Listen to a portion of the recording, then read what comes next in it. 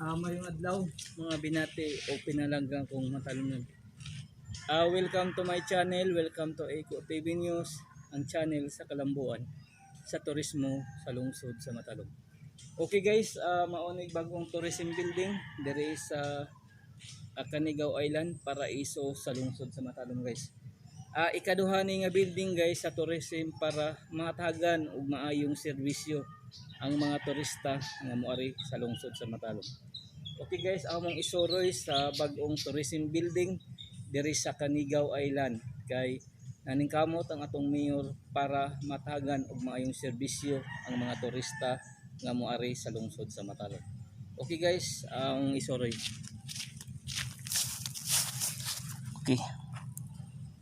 Mao na nig tourism building na to nga bag-o diri sa Canigaw Island kay naningkamot ang atong mayor aron mahatagag maayong serbisyo ang mga turista nga moari sa lungsod sa Matalom.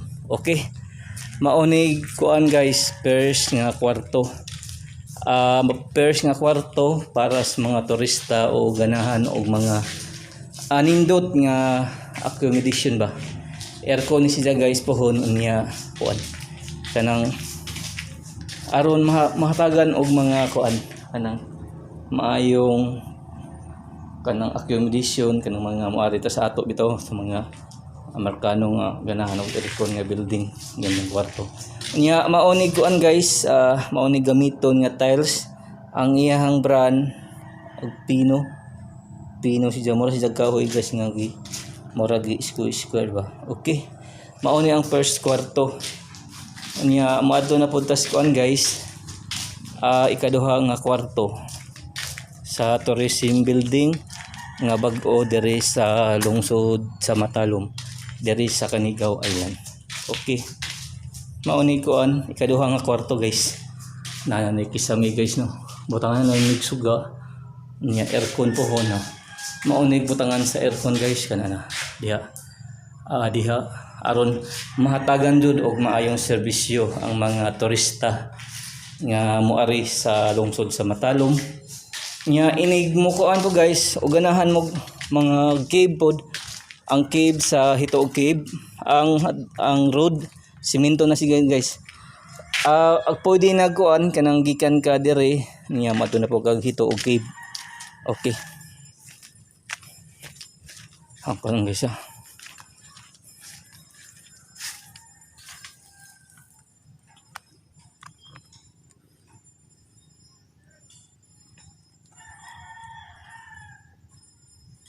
okay guys, mao ni itong buhaton sa katong ganahan mo moari sa Canigaw Island og magdatag health certificate, mao na primary requirements aron maka-access ta dire sa Canigaw Island. Papirmahan na to sa RHU or barangay health officials nga nagpamatuod nga wala mo'y COVID-19. Okay, katong gikan sa good news na pod sa mga turista nga moari sa Canigaw Island. Pwede tang moadto sa Hitoog Cave kay ang daan nga to guys fully 100% nga sementado. Pwede na tag mo daog 4 wheels nga gikan tas Canigaw mo diretso ta ngadto sa kuan kanang Hitoog Cave nya Hitoog Cave dayon moadto ta sa Karapagan Falls, mao punay turismo sa lungsod sa Matalom. Okay, balikon ko ato gayong suportahan ang administrasyon kanunay headed by to our beloved Mayor Eric S. Pahoryo ug mga kauban unsa may rason aron magpadayon ang kalambuan sa turismo diri sa lungsod sa Matalom. Okay, welcome to my channel, welcome to Eco TV News, ang channel sa kalambuan sa lungsod sa Matalom. Eco live diri sa Canigaw Island, ang paraiso sa lungsod sa Matalom. Di kalidad nga serbisyo ang mahatag ko kaninyo Matalom. Ako nagaingon ang panaghugpong kanatong taga Matalom maisusi sa kalambuan sa tong lungsod. Okay, balikon ko ato gayong suportahan ang administrasyon kanunay headed by to our beloved Mayor Eric S. Pahoryo ug mga kauban. Once again, thank you and God bless to all Matalom.